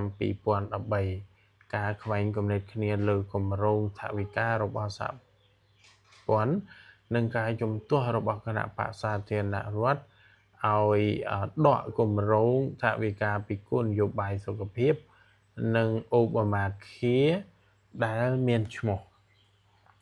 ផ្លូវកាត់ថា Affordable Care Act វិបត្តិគម្រោងថវិកាជាតិនេះបានធ្វើឲ្យបិទដំណើរការរដ្ឋាភិបាលរហូតដល់16ថ្ងៃទៀតផងក្រោយពេលគេរកឃើញផ្លូវក្រោយបានគេរកផ្លូវឃើញដោះស្រាយចប់រួចរាល់លោកអូបាម៉ាបានថ្លែងចំពោះបញ្ហានេះថារបៀបនៅក្នុងការធ្វើការក្នុងរដ្ឋាភិបាលបានផ្លាស់ប្ដូរហើយដោយមានបញ្ហាជាច្រើននិងភាពមិនប្រកបវិជ្ជាបានកើតឡើងលោកពួកយើងត្រូវតែផ្ដោតទៅលើអ្វីដែលប្រជាជនចង់បានដែលរួមមានការអភិវឌ្ឍសេដ្ឋកិច្ចការបង្កើតឱកាសការងារនិងការពង្រឹងចំណូលនៅក្នុងគ្រួសារកម្រិតមធ្យមនិងធ្វើឲ្យសេចក្តីសុខសន្តិភាពនៅក្នុងប្រទេសបើទោះបីជាយ៉ាងណាគោលនយោបាយសុខុមាលភាពឬអូបាម៉ាឃែនៅតែបន្តមានការជំទាស់ជារឿយៗនៅខែតុលាបន្ទាប់ពីការបរាជ័យនៅក្នុងការដាក់ប្រើ website Healthcare Government website អនុញ្ញាតឲ្យប្រជាជនអ៊ីមែលអាមេរិកចូលស្វែងរកនិងទិញធានារ៉ាប់រងសុខភាពប្រជាជនជំនួយផ្នែកបច្ចេកទេសត្រូវគេដាក់បន្ថែមដើម្បីធ្វើ website នេះដំណើរការឡើងវិញប៉ុន្តែបន្តជាច្រើនសប្តាហ៍ច្បាប់សុខុមាលភាពនេះត្រូវគេរិះគន់ដោយហេតុថាមានប្រជាជនអាមេរិកមួយចំនួនបានបាត់បង់ការធានារ៉ាប់រងរបស់ពួកគេមានបើទោះបីជាមានការធានាអះអាងពីលោកអូបាម៉ាថាបញ្ហានេះនឹងមិនកើតឡើងក៏ដោយបាទហើយបើយោងទៅតាមបណ្ដាញសារព័ត៌មាន Chicago Tribune លោកអូបាម៉ាបាននិយាយថាការផ្លាស់ប្ដូរនេះគឺជាដោយសារតែក្រុមហ៊ុនធានារ៉ាប់រងមិនមានច្បាប់រដ្ឋរបស់លោកនោះទេលោកមានប្រសាសន៍ថាត្រូវចងចាំថានៅមុនគោលនយោបាយសុខុមាលភាពនេះត្រូវគេបង្អនុវត្តក្រុមហ៊ុនធានារ៉ាប់រងដែលមិនល្អទៅនោះអាចផ្លាស់ប្ដូររៀងរាល់ឆ្នាំដើម្បីបន្ថយការទទួលបាននៅសេវារបស់អ្នកឬប្រើសញ្ញាជំងឺបន្តិចបន្តួចរបស់អ្នកដើម្បីដំឡើងតម្លៃធានារ៉ាប់រងនៅក្នុងករណីខ្លះយកថ្លៃហួសហេតុដោយស្ថិតនៅក្រោមសម្ពាធដ៏ខ្លាំងលោកអូបាម៉ាបានសុំទោសចំពោះការផ្លាស់ប្ដូរផ្នែកសេវាសុខាភិបាលសុខភាពខ្លះនៅក្នុងកិច្ចសម្ភាសជាមួយនឹងសារព័ត៌មានNBC លោកបាននិយាយចំពោះអ្នកដែលបានបាត់បង់ការធានារ៉ាប់រងរបស់ខ្លួនថាខ្ញុំសូមទោសដែលបានធ្វើឲ្យអ្នកទាំងអស់គ្នាធ្លាក់ចូលនៅក្នុងស្ថានភាពនោះដោយសារតែខ្ញុំលោកប្រធានាធិបតីបដិញ្ញាចិត្តថានឹងដោះស្រាយបញ្ហានេះដោយបាននិយាយថាពួកយើងនឹងធ្វើអ្វីៗគ្រប់បែបយ៉ាងដែលអាចធ្វើបានសម្រាប់ជនទាំងឡាយដែលទទួលបាននូវការលំបាកដោយសារតែគម្រោងនេះបាទការគ្រប់គ្រងវិបត្តិក្រៅប្រទេសបាទតើការគ្រប់គ្រងវិបត្តិក្រៅប្រទេសបែបណារបស់ប្រធានាធិបតីសហរដ្ឋអាមេរិកលោកបារ៉ាក់អូបាម៉ារឿងរ៉ាវបានកើតឡើងនៅក្នុងឆ្នាំ2013បានធ្វើឲ្យលោកប្រធានាធិបតីបារ៉ាក់អូបាម៉ាជួបនៅការលំបាកកាន់តែខ្លាំងក្នុងទំនាក់ទំនងអន្តរជាតិជាពិសេសជាមួយនឹងសម្ព័ន្ធមិត្តជិតស្និទ្ធអាល្លឺម៉ង់នៅខែតុលាឆ្នាំ2013លោកស្រីអង្គេឡាមើកែលដឹកមេដឹកនាំកម្ពុជារបស់អាល្លឺម៉ង់បានរិះគន់ចំពោះភ្នាក់ងារសន្តិសុខជាតិអាមេរិក ដែលបានលួចស្ដាប់ការសន្ទនាទូរស័ព្ទរបស់លោកស្រីថ្លែងនៅក្នុងកិច្ចប្រជុំគម្ពូលរបស់មេដឹកនាំអឺរ៉ុបលោកស្រីអធិការបតីរូបនេះបានលើកឡើងពីការឃ្លាំមើលមិត្តរបស់ខ្លួនឯងគឺជាអំពើមិនអាចទទួលយកបានជាលទ្ធផលប្រជាប្រិយភាពរបស់លោកអូបាម៉ាបានធ្លាក់ចុះម្ដងទៀតនៅខែវិច្ឆិកាឆ្នាំ2013ដោយមានត្រឹមតែ37%នៃប្រជាជនអាមេរិកប៉ុណ្ណោះដោយគិតថាលោកធ្វើការបានល្អឯ57%ទៀតថាគាត់ធ្វើការមិនបានល្អឯនៅអ៊ុយក្រែនវិញសញ្ញាណសង្គ្រាមត្រជាក់ក៏បានត្រឡប់មកសារជាថ្មីបន្ទាប់ពីចលនារបស់ប្រជាជនបាតកម្មនៅទីក្រុងគៀវបណ្ដាកណ្ដាលរដ្ឋធានីនៃប្រទេសរត់ធ្វើឲ្យប្រធានាធិបតីអ៊ុយក្រែនគឺលោកវីកតូយ៉ាតូវិចធ្លាក់ពីតំណែងនៅខែកុម្ភៈឆ្នាំ2014កងទ័ពរុស្ស៊ីបានចូលអន្តរាគមន៍នៅក្នុងប្រទេសអ៊ុយក្រែនជាពិសេសគឺភាគខាងកើតប្រទេសជួយឲ្យខេត្តមួយចំនួនផ្ដាច់ខ្លួនចេញពីការគ្រប់គ្រងរបស់រដ្ឋាភិបាលទីក្រុងគៀវលើសពីនេះរុស្ស៊ីបានគាំទ្រឲ្យមានការធ្វើប្រជាមតិរបស់ប្រជាជននៅតំបន់គ្រីមេរហូតបានដាក់បញ្ចូលតំបន់នេះនៅក្នុងប្រទេសរុស្ស៊ីទៀតផងឆ្លើយតបចំពោះបញ្ហានេះលោកអូបាម៉ាបានបញ្ជាឲ្យដាក់ទណ្ឌកម្មសេដ្ឋកិច្ចលើបុគ្គលមួយចំនួននិងអ្នកជំនួញធំៗដែលសហរដ្ឋអាមេរិកចោទថាជាអ្នកញុះញង់ឬក៏ជាប់ទាក់ទិនទៅនឹងវិបត្តិនៅគ្រីមេលោកបារ៉ាក់អូបាម៉ា បាននិយាយថាឆ្នាំ2014ហើយវាជារឿងដែលហួសសម័យចំពោះការគូសព្រំដែនសារជាថ្មីដោយមេដឹកនាំប្រជាធិបតេយ្យលោកបានបន្តថាការដាក់ទណ្ឌកម្មនេះនឹងធ្វើរួមគ្នាជាមួយនឹងសម្ព័ន្ធមិត្តអឺរ៉ុបដែលធ្វើឲ្យអាមេរិកមានភាពងាយស្រួលក្នុងការឆ្លើយតបទៅនឹងសកម្មភាពរបស់រុស្ស៊ីចេញពីចំនួននៅអ៊ុយក្រែនភាពតានតឹងរវាងប្រទេសគូសត្រូវប្រវត្តិសាស្ត្រអ៊ីស្រាអែលនិងទីក្រុងក្រុងប៉ាឡេស្ទីនបានធ្វើឲ្យមានការផ្ទុះឡើងវិញនៅតំបន់ហ្គាហ្សានារដូវឆ្នាំ2014ស្របពេលជាមួយគ្នាក៏មានប្រជាជនអាមេរិកកណ្ដាលរាប់ម៉ឺននាក់ត្រូវបានគេចាប់ខ្លួនជាមួយគ្នាចាប់ខ្លួននៅព្រំដែនជាមួយនឹងមិចស៊ិកក្រោយពេលដែលពួកគេឆ្លងដែនខុសច្បាប់ចូលទឹកដីអាមេរិកអ្នកនយោបាយបក្សសាធារណរដ្ឋទាមទារឲ្យរដ្ឋាភិបាលអូបាម៉ាចាប់ខ្លួនបញ្ជូនជនអន្តោប្រវេសន៍ទាំងនោះទៅវិញស្របពេលនោះសកម្មជនសិទ្ធិមនុស្សជាច្រើនយល់ថាវិធានការនេះប៉ះពាល់ដល់សិទ្ធិមនុស្សនិងមនុស្សធម៌នៅខែសីហាឆ្នាំ2014លោកបារ៉ាក់អូបាម៉ាបញ្ជាឲ្យមានការវាយប្រហារតាមផ្លូវអាកាសលើកដំបូងលើក្រុមអង្គការរដ្ឋអ៊ីស្លាមដែលហៅថា ISIS បានវាយដណ្ដើមកាន់កាប់ដីខ្លះរបស់ស៊ីរីនិងអ៊ីរ៉ាក់នៅខែបន្ទាប់សហរដ្ឋអាមេរិកបានបើកការវាយប្រហារលើកដំបូងទៅលើក្រុមភេរវកម្ម ISIS នៅក្នុងទឹកដីស៊ីរីបើទោះបីជាលោកប្រកាសថាអាមេរិកនឹងមិនប្រើកម្លាំងទ័ពក៏ដោយក្នុងប្រតិបត្តិការនោះក៏មានការចូលរួមពីប្រទេសអារ៉ាប់មួយចំនួនផងដែរក្នុងសន្និបាតអង្គការសហប្រជាជាតិលោកប្រធានាធិបតីអូបាម៉ាបានថ្លែងថាភាសាដែលក្រុមឃាតករទាំងនោះអាចស្ដាប់បានគឺការប្រើកម្លាំងដូច្នេះសហរដ្ឋអាមេរិកនឹងសហការជាមួយនឹងសម្ព័ន្ធមិត្តដោយទូលំទូលាយដើម្បីបញ្ចប់ប្រតិបត្តិការរបស់ក្រុមនេះការកាន់តំណែងបន្ទាប់ពីការបោះឆ្នោតសភាឆ្នាំ2014នៅខែវិច្ឆិកាឆ្នាំដដែលលោកបារ៉ាក់អូបាម៉ាជួបបញ្ហាមួយទៀតនោះគឺជោគជ័យរបស់គណៈបក្សសាធារណរដ្ឋដែលបានឈ្នះកៅអីសភា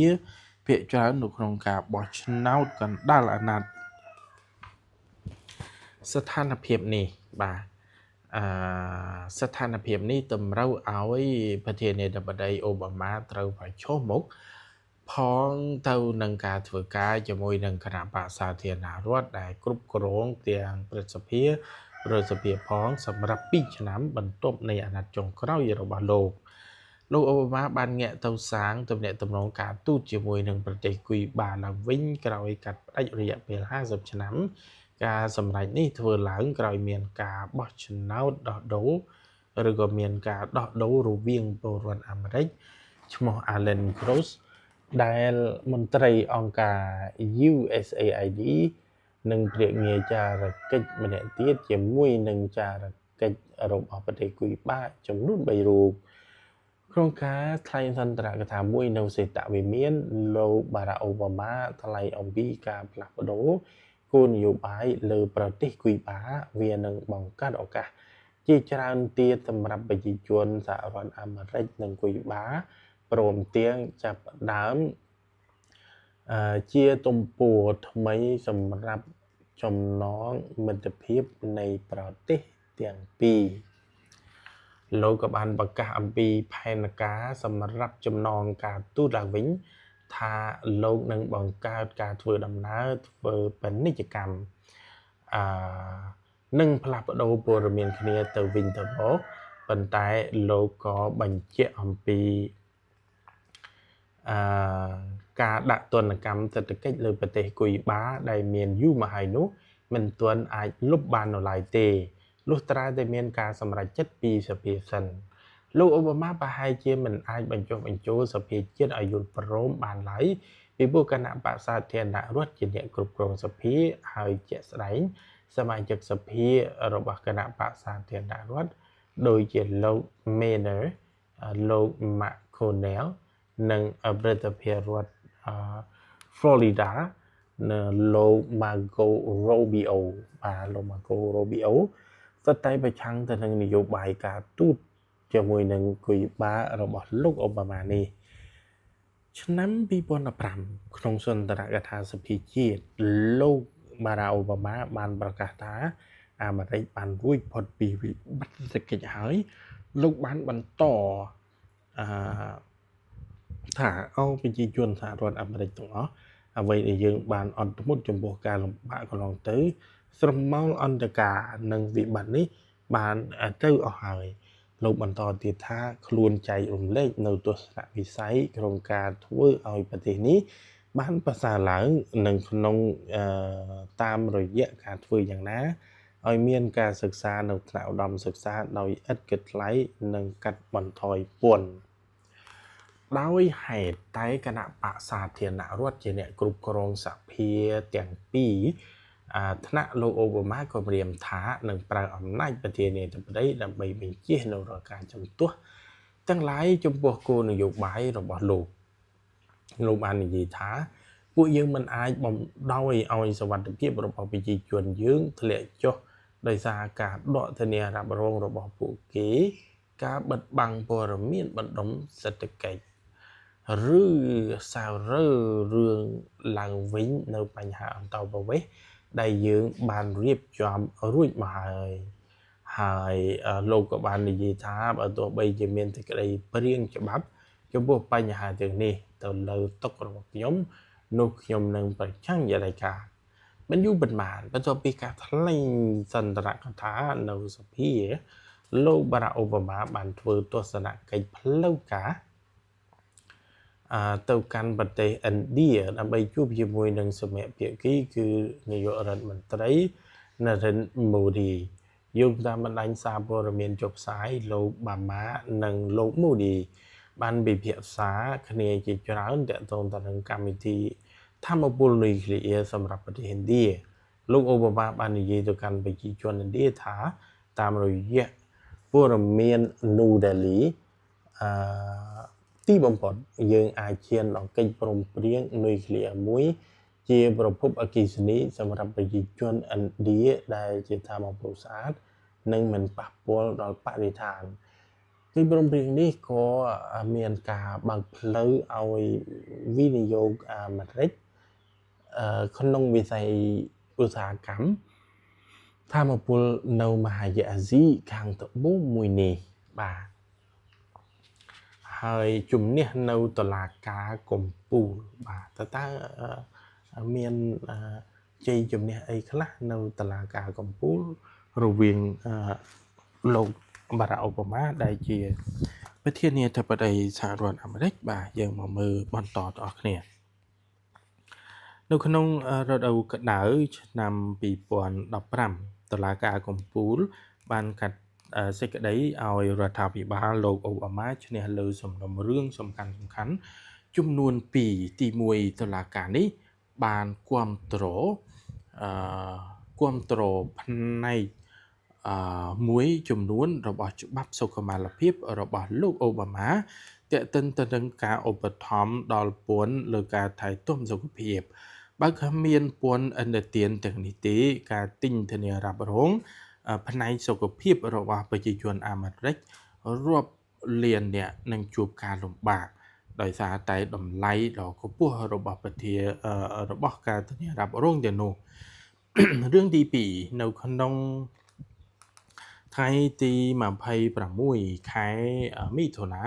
តុលាការកំពូលបានសម្រេចឲ្យការរៀបការភេទដូចគ្នាក្លាយជាស្របច្បាប់ដោយសម្លេង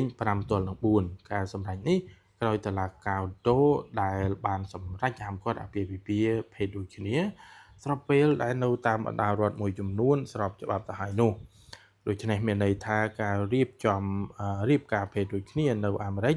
គឺជាអំពើស្របច្បាប់នៅគ្រប់រដ្ឋទាំងអស់ទូទាំងប្រទេសលោកអូបាម៉ាគឺជាប្រធានាធិបតីដំបូងដែលបានថ្លែងគាំទ្រអាពាហ៍ពិពាហ៍ភេទដូចគ្នានៅខែឧសភាឆ្នាំ2012ហើយក៏លើកសរសើរពីតុលាការថាការសម្រេចចិត្តនេះគឺស្របទៅតាមរដ្ឋធម្មនុញ្ញដែលធានាសមភាពនៅក្នុងអាពាហ៍ពិពាហ៍ការសម្រេចចិត្តបែបនេះបញ្ជាក់ថាប្រជាជនអាមេរិកទាំងអស់មានសិទ្ធិពេញលេញក្នុងការទទួលបាននៅសិទ្ធិការពារពីច្បាប់ស្មើគ្នាលើពីនេះប្រជាជនទាំងអស់គួរតែមានសិទ្ធិស្មើគ្នាដោយមិនគិតថាពួកគេជាអ្នកណាឬអ្នកដែលគេស្រឡាញ់លោកប្រធានាធិបតីបារ៉ាក់អូបាម៉ាបានថ្លែងថាការសម្រេចចិត្តរបស់លោករបស់តុលាការនៅពេលនេះវាបានចាប់ផ្ដើមចេញមកពីការខិតខំប្រឹងប្រែងយ៉ាងខ្លាំងពីប្រជាជនជាច្រើនទសវត្សរ៍មកហើយដែលក្រោកឈរនឹងហ៊ានពិភាក្សាជាមួយឪពុកម្ដាយរបស់ខ្លួន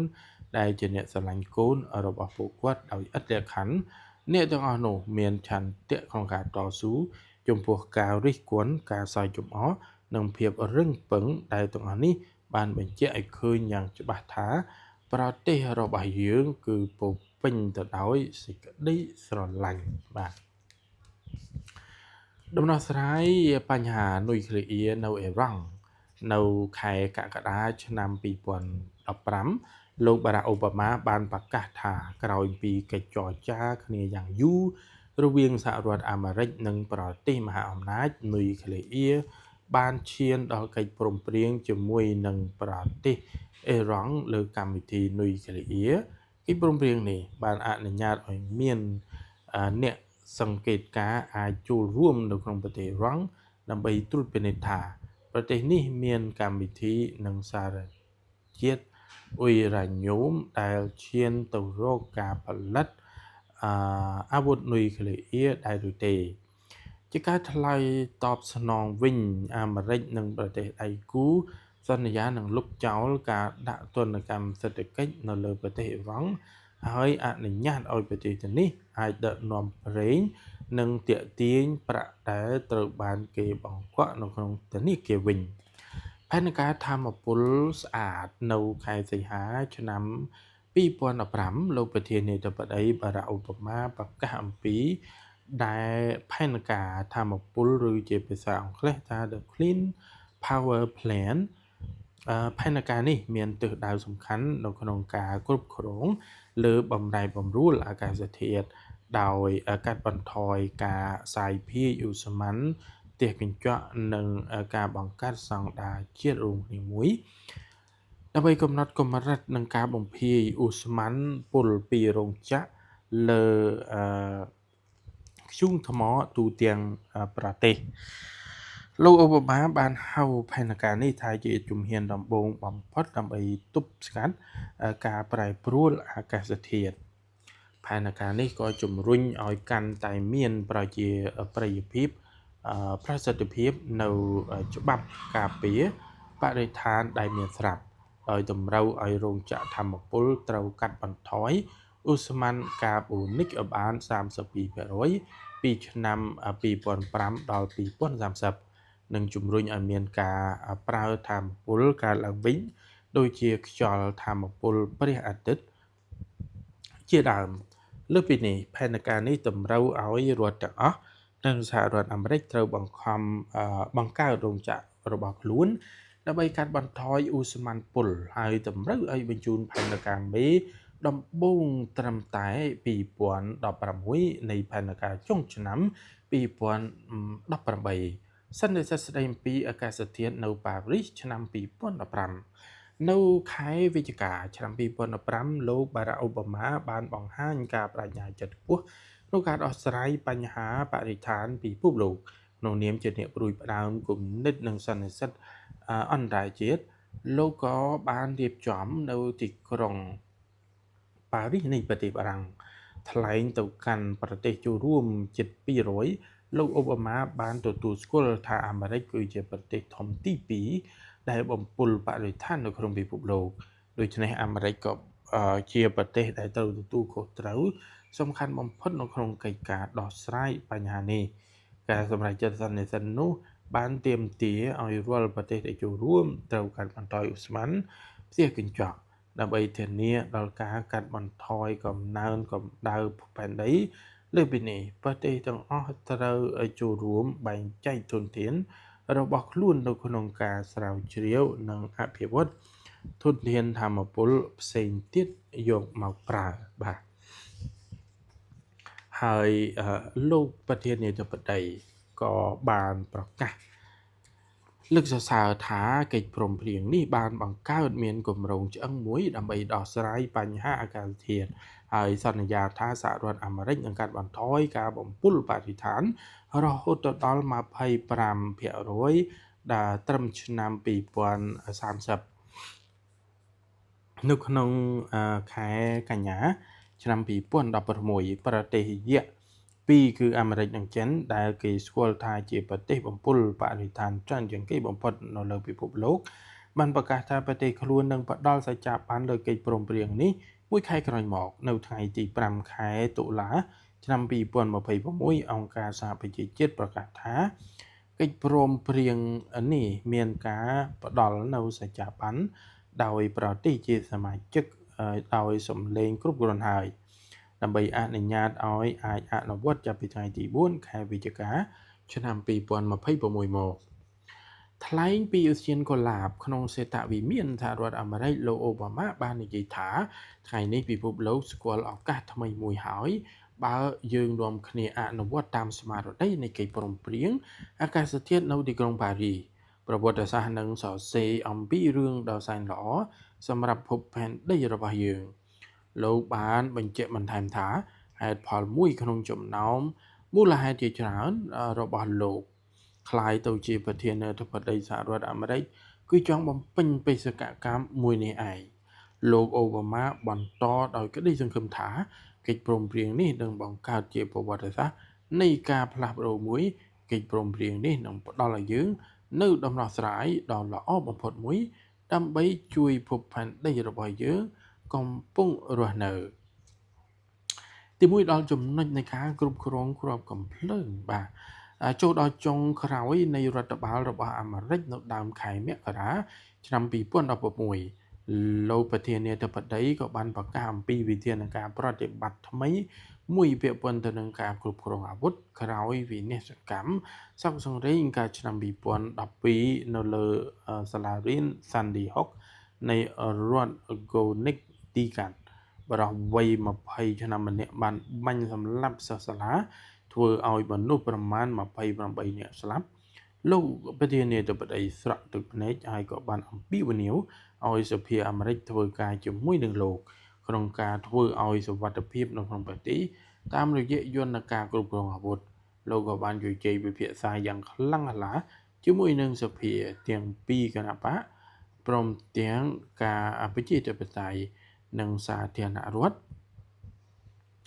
ព្រមទាំងអង្គការដែលធ្វើផ្នែកអាវុធនិងអ្នកពាក់ព័ន្ធជាច្រើនផ្សេងទៀតវិធានការជំរុញដោយលោកប្រធានាធិបតីទាំងនោះ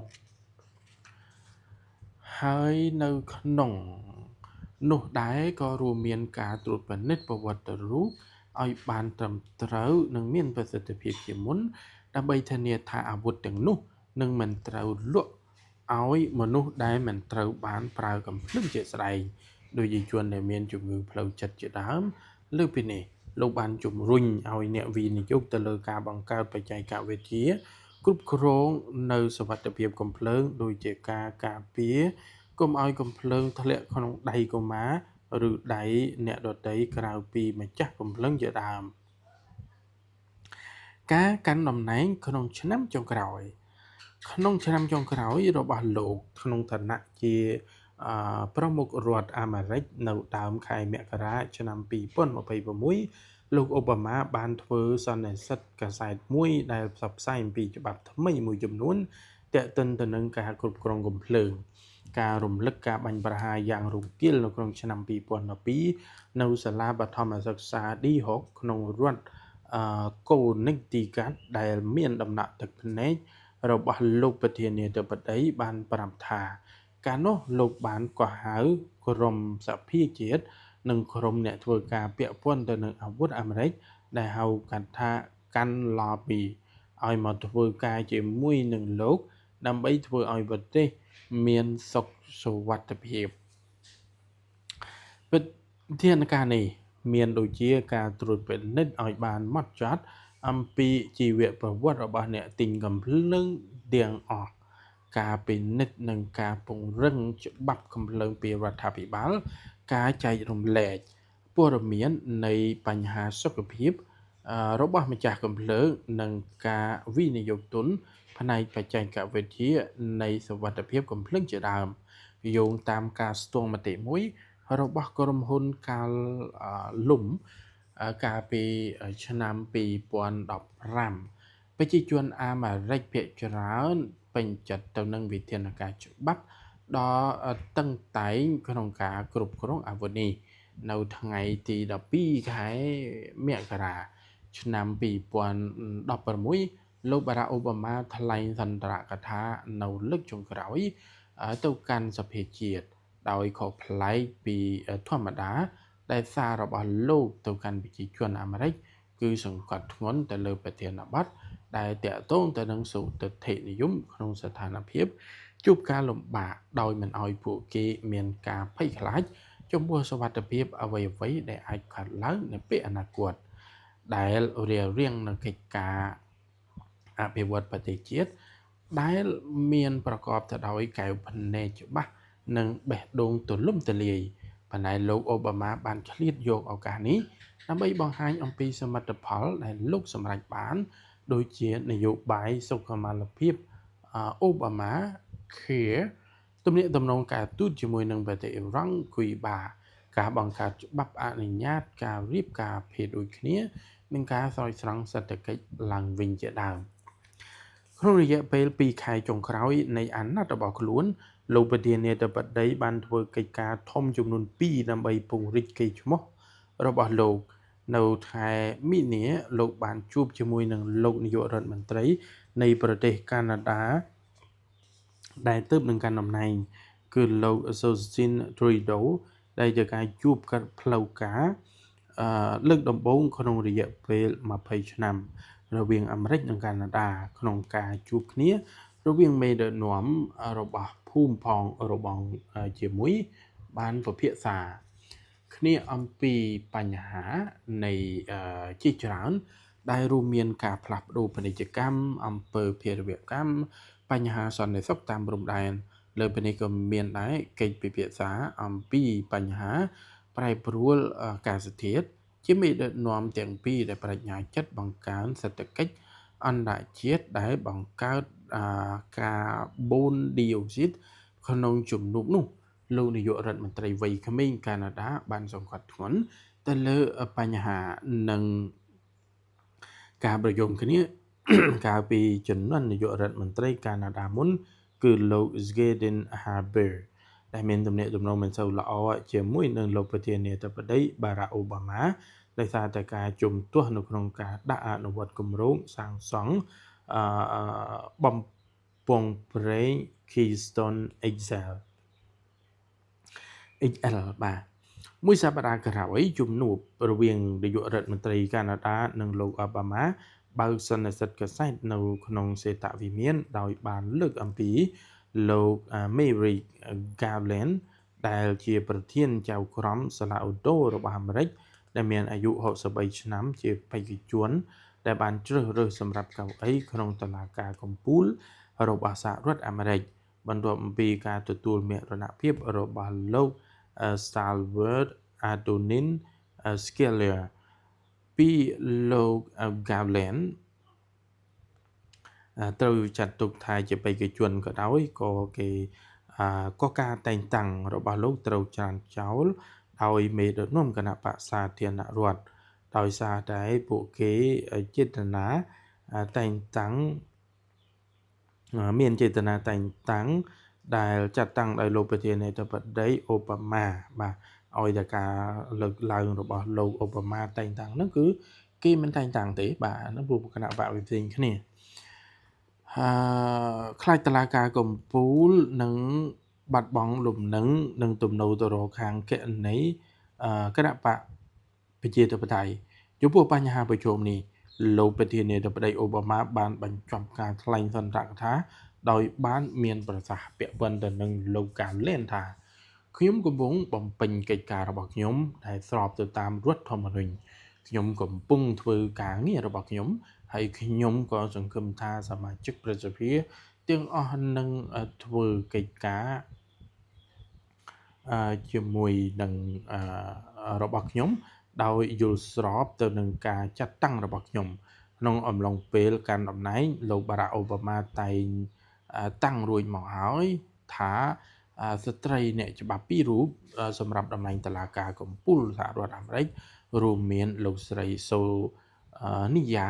និងសូតូម៉ាខៀនិងលោកស្រីអេលេណាខាហ្គែន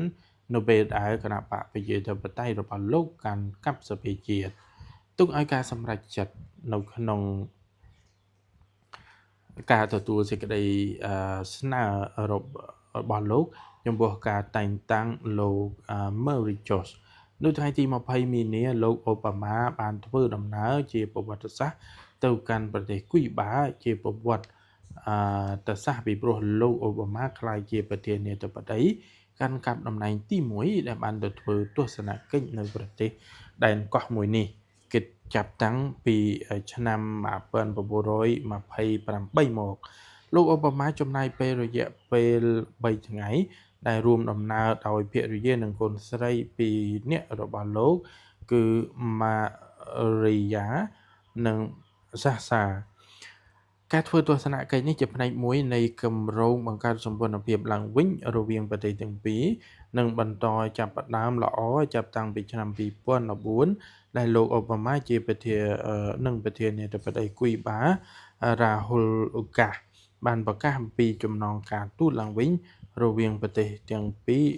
លើកដំបូងគិតចាប់តាំងពីឆ្នាំ1961មករបៀបវិរៈសំខាន់ជាងគេគឺបញ្ហាសិទ្ធិមនុស្សទណ្ឌកម្មសេដ្ឋកិច្ចរបស់អាមេរិកលើគុយបាបញ្ហាគុកនៅកាន់ថាណាម៉ូក្រោយកិច្ចប្រជុំនៅវិមានបដិវត្តន៍រួចមកមេដឹកនាំអតីតគូសត្រូវទាំងពីរបានធ្វើសន្និសីទកាសែតរួមគ្នាដែលចាក់ផ្សាយតាមស្ថានីយទូរទស្សន៍ជាតិដោយមេដឹកនាំទាំងពីរបានទទួលសំណួរជាច្រើនពីអ្នកសារព័ត៌មានទាំងសហរដ្ឋអាមេរិកនិងគុយបាទទួលស្គាល់ថាវាគឺជាកិច្ចការដ៏លំបាកបំផុតប៉ុន្តែភាគីទាំងពីរបានមានសុទិដ្ឋិនិយមក្នុងការដោះស្រាយបញ្ហាទាំងអស់នេះសន្ទរកថាចុងក្រោយបញ្ចប់នៃតំណែងថ្ងៃទី10ខែមករាឆ្នាំ2017លោកអូបាម៉ាបានត្រឡប់ទៅកាន់ទីក្រុង Chicago រដ្ឋ Illinois ដើម្បីថ្លែងសន្ទរកថាចុងក្រោយគឺ10ថ្ងៃមុនការចូលតំណែងផ្លូវការរបស់ប្រធានាធិបតីថ្មីគឺលោក Donald Trump លោកបានថ្លែងដោយបន្តជំនឿ ជឿជាក់លើប្រជាជនអាមេរិកនៅក្នុងការរួបរวมរបបប្រជាធិបតេយ្យរបស់ពួកគេលោកបានថ្លែងថាពេលនេះខ្ញុំបានដឹងថាការផ្លាស់ប្ដូរមួយអាចកើតឡើងបាននៅពេលដែលមានការចូលរួមពីប្រជាពលរដ្ឋទាំងអស់ការយកចិត្តទុកដាក់និងការទៅទាំងអស់គ្នាគឺដើម្បីទទួលបានវាលោកបានបន្តទៀតថាក្រោយពេល8ឆ្នាំជាប្រធានាធិបតីខ្ញុំនៅតែមានជំនឿបែបនេះដដែលហើយមិនមែនគ្រាន់តែជាជំនឿរបស់ខ្ញុំតែប៉ុណ្ណោះឡើយប៉ុន្តែវាគឺជាចង្វាក់បេះដូងនៃគំនិតប្រជាជនរបស់ប្រទេសអាមេរិកបាទហើយនេះគឺជាចំណុចមួយដែលលោកបានថ្លែងបាទនៅក្នុងសន្ទរកថាជិត1ម៉ោងលោកប្រធានាធិបតីថ្លែងយ៉ាងច្រើនអំពីសមិទ្ធផលរបស់ខ្លួននៅក្នុងការកាន់តំណែង8ឆ្នាំសមិទ្ធផលសំខាន់ៗដែលប្រធានាធិបតីប្រធានាធិបតីទី44លើកឡើងរួមមានការស្ដារសេដ្ឋកិច្ចអាមេរិកឡើងវិញការបង្កើតការងារយ៉ាងច្រើនមិនធ្លាប់មានសម្រាប់ពលរដ្ឋអាមេរិកការបើកទំព័រថ្មីនៃការទូតជាមួយនឹងគុយបាការដោះស្រាយបញ្ហានុយក្លេអ៊ែរនៃប្រទេសអ៊ីរ៉ង់ដោយសន្តិវិធីការរងាប់អារម្មណ៍កំហឹងអាមេរិកចំពោះភេរវកម្ម11កញ្ញាតាមរយៈការសម្លាប់មេខ្លោងអូសាម៉ាប៊ីឡានិននិងបង្កើតច្បាប់រៀបការភេទដូចគ្នានឹងការធានារ៉ាប់រងសុខភាពប្រជាជនអាមេរិកជាង20លាននាក់នេះជាសមិទ្ធផលនៃសហរដ្ឋអាមេរិកបាទហើយលោកក៏មិនភ្លេចឡើយនៃការបង្ហាញការបដិញ្ញាចិត្តនៅក្នុងការផ្ទេរតំណែងរបស់លោកទៅដោយសន្តិវិធីដល់ប្រធានាធិបតីទៅជាប់ឆ្នោតលោក Donald Trump ហើយលោកក៏បានសុំឲ្យអ្នកនយោបាយនិងប្រជាជនអាមេរិកទាំងអស់ធ្វើការរួមគ្នាបើទោះបីជាមាននិន្នាការខុសគ្នាក៏ដោយសារខ្លីរបស់ភរិយានិងក្រោយការចាក់ចេញពីសេតវិមានមុនមួយថ្ងៃមុនពេលចាក់ចេញពីសេតវិមានលោកស្រី Michelle បានបង្ហោះរូបភាពជាមួយនឹងរូបភាពលោកអូបាម៉ាតាមប្រព័ន្ធទំនាក់ទំនងសង្គម Twitter របស់ខ្លួននឹងអរគុណស្វាមីដោយមោទនភាពបំផុតក្នុងសារមួយឃ្លារបស់លោកស្រីបញ្ជាក់ថាធ្វើជាស្ត្រីទី1របស់បងជាកិត្តិយសបំផុតពេញមួយជីវិតរបស់អូនអរគុណបងអស់ពីបេះដូងតើអតីតប្រធានាធិបតីអាមេរិកទៅរស់នៅទីណាធ្វើអ្វីបន្តគឺជាសំណួរដែលមហាជនចាប់អារម្មណ៍បំផុតក្រោយពេលចាក់ចេញពីសេតវិមានលោកអូបាម៉ានិងក្រុមគ្រួសារបានស្នាក់នៅផ្ទះជួលមួយកន្លែងនៅសង្កាត់កាឡូរ៉ាម៉ាដែលស្ថិតនៅក្នុងរដ្ឋធានីវ៉ាស៊ីនតោនដដែលលោកនិងក្រុមគ្រួសារត្រូវបន្តរស់នៅទីនោះ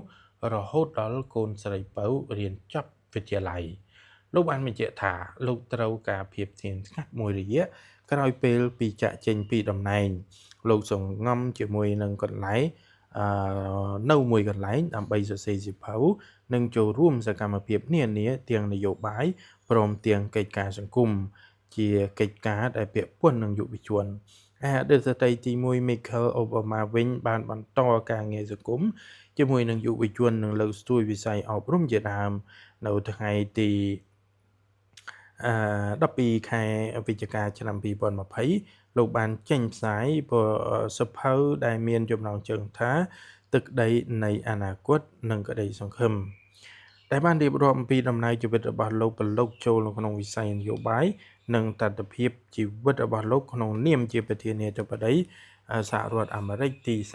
44សហរដ្ឋអាមេរិកចាប់តាំងពីឆ្នាំ2009រហូតដល់ឆ្នាំ2017សៀវភៅនេះបានទទួលការកោតសរសើរយ៉ាងខ្លាំងនិងបានដាក់បញ្ចូលក្នុងបញ្ជីសៀវភៅដ៏ល្អបំផុតប្រចាំឆ្នាំរបស់សារព័ត៌មានធំមួយចំនួនដូចជា The New York Times The Washington Post The Guardian ជាដើមនៅថ្ងៃទី24ខែមករាឆ្នាំ2021សៀវភៅរបស់លោកអូបាម៉ានេះត្រូវចាត់ទុកថាជាសៀវភៅដែលលក់ដាច់បំផុតរបស់សារព័ត៌មាន The New York Times បាទនេះជាប្រវត្តិខ្លឹមសាររបស់លោកបារ៉ាក់អូបាម៉ាចប់តែប៉ុណ្ណេះបាទអញ្ចឹងយើងនឹង បន្តជួបគ្នានៅប្រវត្តិរឿងរ៉ាវរបស់បុគ្គលល្បីៗទូទាំងពិភពលោកជាបន្តបន្ទាប់ទៅទៀតបាទអញ្ចឹងខណៈពេលនេះខ្ញុំបាទសូមអរគុណបងប្អូនទាំងអស់គ្នាដែលបានទស្សនារហូតដល់ចប់ខណៈពេលនេះខ្ញុំបាទសូមអរគុណសូមគោរពលា